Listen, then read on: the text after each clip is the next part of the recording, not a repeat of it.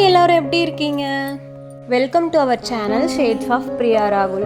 இன்றைக்கு நம்ம இந்த வீடியோவில் ஒரு மாதம் ஆனாலும் கெட்டு போகாமல் இருக்க தக்காளி தொக்கு எப்படி செய்கிறதுனாங்க பார்க்க போகிறோம். ஸோ வீடியோக்குள்ளே போகிறதுக்கு முன்னாடி நம்மளோட சேனலை சப்ஸ்கிரைப் பண்ணாதவங்க மறக்காமல் சப்ஸ்கிரைப் பண்ணிக்கோங்க. இந்த தக்காளி தொக்கு செய்கிறதுக்கான இன்க்ரீடியன்ட்ஸ் எல்லாமே இப்போ பார்த்துடலாமா? இந்த ரெசிபியோட மெயின் இன்க்ரீடியண்ட்டான தக்காளி நான் 1 கிலோ எடுத்திருக்கேங்க. 1 கிலோ தக்காளிக்கு 1/4 கிலோ அளவுக்கு பெரிய வெங்காயம், 100 கிராம் அளவுக்கு வெள்ளை பூண்டு, பெரிய எலுமிச்சை பழம் சைஸுக்கு வந்துட்டு புளி, அது போக ஒரு கைப்பிடி அளவுக்கு கொழுந்து கறிவேப்பிலை, அது கூடவே காரத்துக்கு தேவைப்படுற அளவுக்கு காய்ந்த மிளகாய் எடுத்து வச்சுக்கோங்க.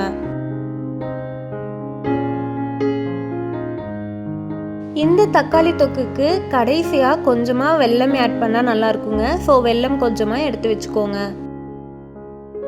இப்போ நம்ம இன்க்ரீடியன்ட்ஸ் எல்லாமே ரெடி பண்ணி வச்சாச்சு. அடுத்ததாக ரெசிபி எப்படி செய்யலான்னு பார்த்துடலாமா? ஒரு பேனை ஸ்டவ்வில் வச்சுட்டு எண்ணெய் விட்டுக்கோங்க. எண்ணெய் நல்லா காஞ்சி வந்ததுக்கப்புறமா கடுகு ஆட் பண்ணிக்கோங்க. அடுத்ததாக 1 டேபிள் ஸ்பூன் அளவுக்கு வெந்தயம் ஆட் பண்ணிக்கோங்க. 2 டேபிள் ஸ்பூன் அளவுக்கு கடலைப்பருப்பு அண்டு உளுந்து ஆட் பண்ணிக்கோங்க. நல்லா பொரிஞ்சு வந்ததுக்கு அப்புறமா நம்ம எடுத்து வச்சிருக்க 1/4 கிலோ வெங்காயம் இருக்குது இல்லைங்களா, அதைய கட் பண்ணி இது கூட சேர்த்துக்கோங்க.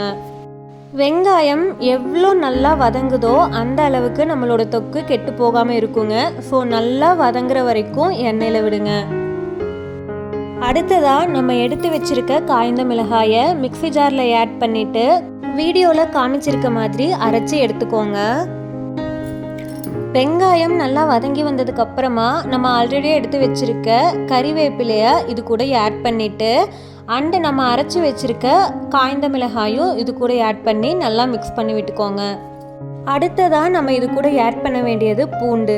நம்ம எடுத்து வச்சிருக்க 100 கிராம் பூண்டை சின்ன சின்னதாக கட் பண்ணி இது கூட ஆட் பண்ணிக்கோங்க. பூண்டு நல்லா வதங்கி வரட்டுங்க. பூண்டு வதங்குறதுக்குள்ளே நம்ம எடுத்து வச்சிருக்க தக்காளியை, ஒரு தக்காளியை 4 பீஸாக கட் பண்ணி மிக்ஸி ஜாரில் ஆட் பண்ணிக்கோங்க. நல்லா பேஸ்ட் மாதிரி அரைச்சி எடுத்து நம்ம ஸ்டவ்வில் வச்சுருக்க பேனில் இதை ஆட் பண்ணிக்கலாம். நம்ம எடுத்து வச்சுருக்க 1 கிலோ தக்காளியையும் இதே மாதிரி கட் பண்ணி அரைச்சி எடுத்து இது கூட ஆட் பண்ணிவிட்டு நல்லா மிக்ஸ் பண்ணி விட்டுக்கோங்க. நம்ம ஆட் பண்ணியிருக்க பேஸ்ட் நல்லா கொதிச்சு வந்து கெட்டியாகிற வரைக்கும் ஸ்டவ்வில் விடணுங்க. நம்ம ஃபர்ஸ்ட் தாளிக்கிறதுக்காக எண்ணெய் விட்டுருப்போம் இல்லைங்களா, அந்த எண்ணெய் வந்து தனியாக பிரிஞ்சு வர வரைக்கும் இதை ஸ்டவ்வில் விடணும். இப்போ இந்த வீடியோவில் பார்த்தாவே உங்களுக்கு தெரியும் எவ்வளோ கலர் சேஞ்ச் ஆகி வந்திருக்குன்ட்டு. கொதிக்க கொதிக்க அந்த தக்காளி, மிளகாய், பூண்டு இதோட எசன்ஸ் எல்லாமே நல்லா இறங்கி வருங்க. ஓரளவுக்கு கெட்டியானதுக்கு அப்புறமா நம்ம நனைய வச்சிருக்க புளியை நல்லா கரைச்சி எடுத்து இது கூட ஆட் பண்ணிக்கலாங்க.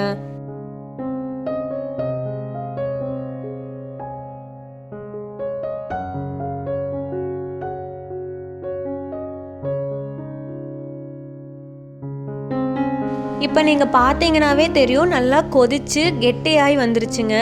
நம்ம ஃபர்ஸ்ட் விட்ட எண்ணெய் இப்போ மேலே பாருங்கள் தனியாக பிரிஞ்சு வந்திருக்கு. இந்த மாதிரி எண்ணெய் தனியாக பிரிஞ்சு வர வரைக்கும் நீங்கள் ஸ்டவ்வில் வச்சு இதை கெட்டியாகிற வரைக்கும் விட்டிங்கன்னா தான் கெட்டு போகாமல் இருக்குங்க. இது செய்யறதுக்கு கொஞ்சம் டைம் அதிகமாக தான் எடுத்துக்கும். பட் ஒன்ஸ் நீங்கள் செஞ்சு வச்சிட்டிங்கன்னா நீங்கள் எவ்வளோ நாள் வேணாலும் இதை நீங்கள் யூஸ் பண்ணிக்கலாம். கடைசியாக இந்த தொக்குக்கு தேவைப்படுற அளவுக்கு நீங்கள் உப்பை ஆட் பண்ணிக்கோங்க. நல்லா மிக்ஸ் பண்ணி விட்டு உப்பு நல்லா கலந்ததுக்கு அப்புறமா நீங்கள் ஸ்டவ் ஆஃப் பண்ணிடுங்க. அவ்வளோதாங்க, தக்காளி தொக்கு ரெடி ஆயிடுச்சு. ஸோ இந்த தொக்கு வந்துட்டு நீங்கள் எவ்வளோ நாள் வேணாலும் வச்சு யூஸ் பண்ணிக்கலாம். பட் இதில் தண்ணி எதுவுமே படாமல் நீங்கள் வந்து கொஞ்சம் கொஞ்சமாக எடுத்து யூஸ் பண்ணிக்கோங்க. நீங்கள் ஜாப் போகிறவங்க இல்லை ஹாஸ்டலில் ஸ்டே பண்ணியிருக்கீங்க அப்படின்னா இந்த ரெசிபியை நீங்கள் செஞ்சு வச்சிட்டிங்கன்னா உங்களுக்கு ரொம்பவே யூஸ்ஃபுல்லாக இருக்குங்க. தோசை, சப்பாத்தி, இட்லி, சாதம் எல்லாத்துக்குமே நீங்கள் வந்துட்டு இந்த தக்காளி தொக்கை வச்சு சாப்பிட்டுக்கலாம்.